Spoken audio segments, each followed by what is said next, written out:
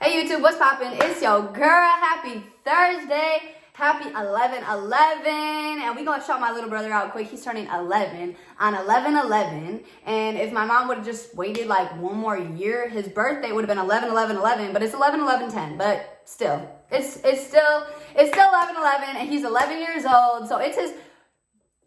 I can't say it, but it's his special birthday. It's his golden birthday. So we gonna give him a shout out quick. We gonna let him know that I love you. I'ma see you when I can see you. And just know everything I do is always for you and my other brothers. I love y'all so much. And you know, I appreciate like you guys always supporting me and just being my number 1, 3 best people that just always support me, always motivate me. Even if I can't talk to you all the time, I love you so much. Happy birthday, Carson. Okay, we gonna get right into the video, guys. We have both of our books. So if you haven't watched, ooh, my lighting's being weird. But if you haven't watched the videos from this week, yes, we did change it up a little from last week, so get with the program. Okay, so November 11th, I rejoice in others' good fortune. Don't delay your own prosperity by being resentful or jealous that someone else has more than you. Don't criticize the way that they choose to spend their money. It is none of your business. Each person is under the law of his or her own consciousness. Just take care of your own thoughts. Bless another's good fortune and know there's plenty for all. I really like that one. That's a nice one. All right. Back to where we left off yesterday with planetary healing. And if you guys caught my error, I definitely caught it after I posted it too. I was like, wow, I definitely said planetary instead of planetary. So whatever. But planetary healing. I see the planet healed and whole, with everyone fed, clothed, housed, and happy. I affirm positive solutions for the highest good of all concerned. There is so much good I can do for the planet on an individual level. At times I may work for causes, putting my physical energy or finances into them. And at other times I may use the power of my thoughts to help heal the planet. If I hear news of a world disaster or acts of senseless violence, I use my mind in a positive way. I know that if I send angry thoughts towards those responsible, then I am not helping to heal. So I immediately surround the whole situation with love and affirm that out of this experience, only good will come. I send positive energy and do visualizations, seeing the incident working out as quickly as possible with a solution that is best for everyone. I bless the people with love and affirm that part of them where love and compassion dwells comes to the surface and that they too are healed. It is only when we are all healed and whole that we will all have a healing world to live in. And what we kind of said yesterday was, as much as I feel like I'm not going to speak for all of us, but, a lot of us, sometimes when we hear, disasters that happen or like senseless violence, we give automatically our negative energy and our negative thoughts into that situation. So just like how everyone else is, like when they're like, oh, they're taking sides, choosing sides, giving certain, inputs. We too tend to put our inputs in as well, when realistically, 1, it's not needed and it doesn't benefit us. And 2, the only benefit that we can really have is when we're positively benefiting from it. So like I said yesterday, when you think positively and you act in positive manners, you not only affect everyone around you, but you affect yourself as well. But when you think negatively, you only affect yourself. And when you affect yourself negatively, you only have negative impact on other people going forward. I think I said that wrong, but we're just gonna go with it, guys.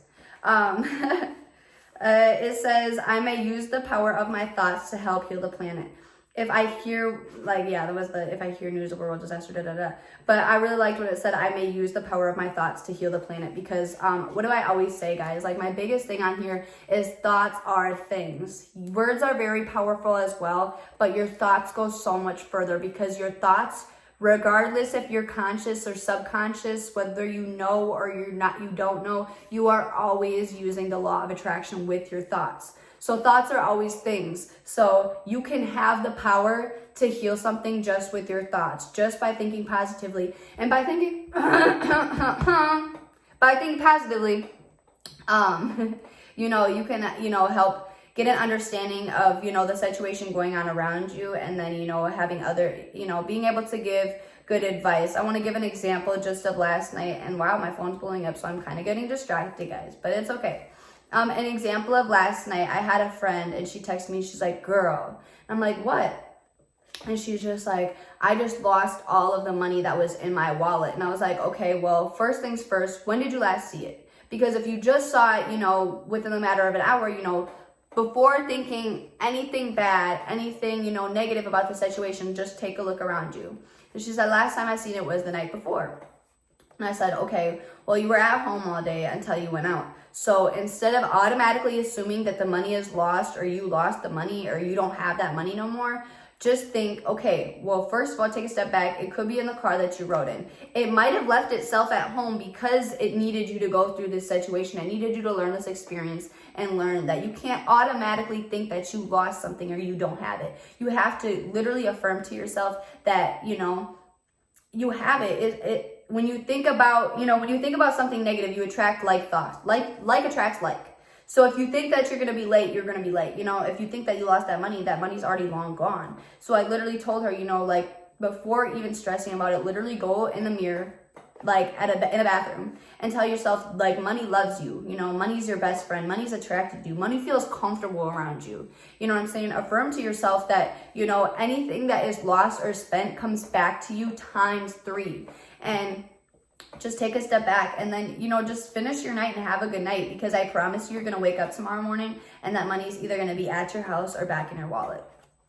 And she was like, you know what? You're right. You are right. I'm going to just, go say those affirmations to myself, and then come back and just finish my night and have a good night. And I haven't heard back from her, because I know that she's probably still sleeping. You guys know I'm up early. But, it doesn't necessarily matter what the outcome is, regardless.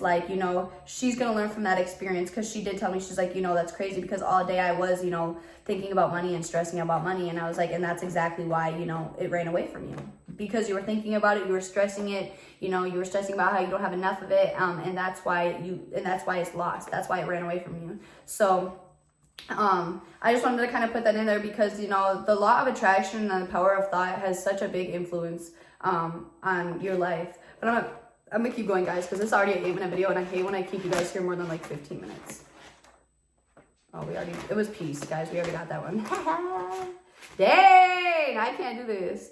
We already had resentment. Why I keep going to all these ones we already had? Okay, I'm gonna just do this one. We already had deserving, guys. I'm literally why I keep choosing the ones we already had? Housekeeping, we already had. I'm not even kidding, guys. These are ones we real life already had. I'll start showing y'all if I get another one. Peace, I'm not kidding y'all. Peace, we already had this one. Okay.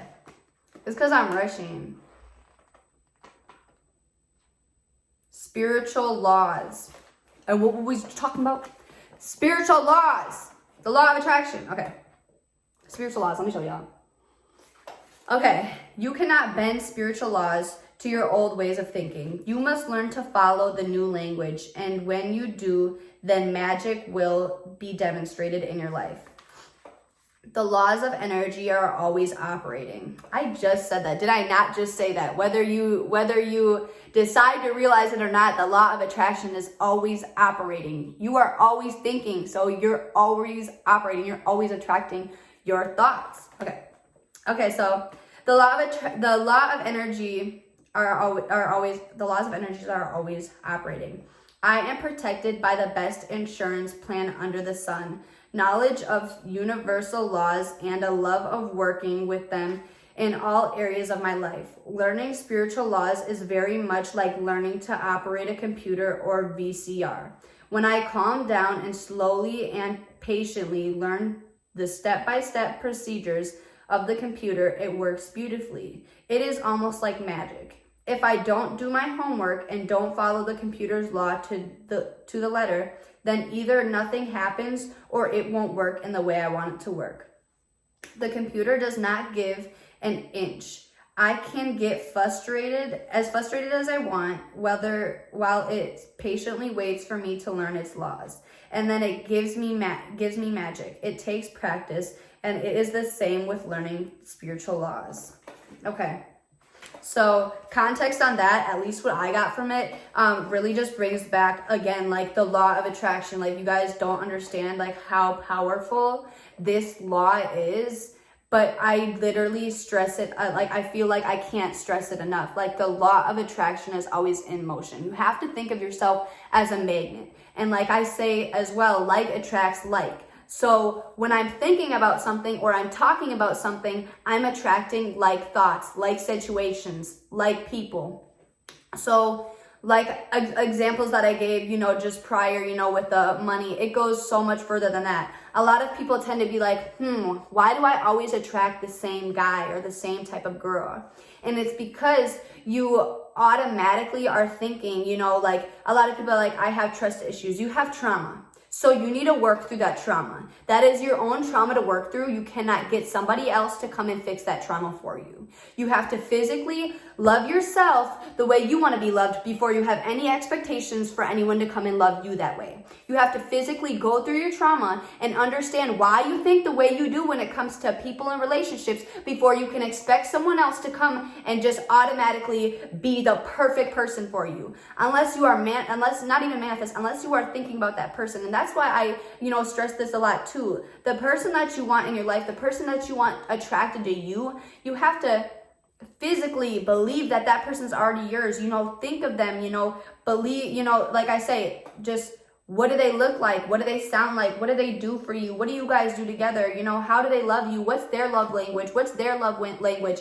You have to think of all those things. You can't just be like, oh, well, I say I want someone that, doesn't cheat or this and that. But then again, you go to bed or you constantly think about that toxic person that broke your heart. Or you constantly talk about how your heart is broken because of a past relationship. Or you constantly put that in the air with your relationship. Oh, well, just so you know, I got cheated on before. Okay, well, that person has nothing to do with the person before that or your trauma. So you putting in the air that I don't want you to cheat, the universe doesn't know the difference between do's and don'ts. It just doesn't. It doesn't have like a biased standpoint from that. So whatever you're saying, whatever you're projecting, the universe is giving to you. So you saying, oh, well, just so you know, I want to just let you know I've been cheated on before, I have trust issues, you just put into the air that you want to get cheated on and that you want to have more trust issues. Whether you said you do or don't want it, the universe does not know that. So when it said, if I don't do my homework and don't follow the computer's laws of the letter, then either nothing happens or it won't work the way I want it to work. I can get frustrated. I can get as frustrated as I want while it patiently waits for me to learn the laws. And then that goes with something that I also did say in a video where, if you're not learning a lesson from an experience, that experience is going to keep happening to you over and over and over and over again until you learn the lesson of that experience. So instead of asking yourself why this keeps happening to you, why this is happening to you, why this always happens to you, figure out the lesson from the experience.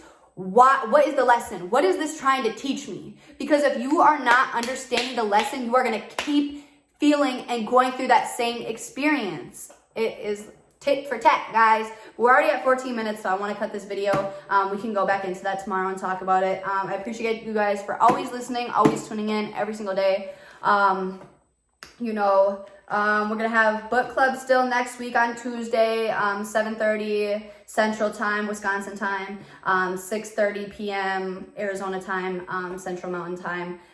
And that's it. Again, Carson, if you end up watching the whole video, which I don't think you will, but just another happy special birthday to my little brother. I love you, and you guys have a good rest of your day.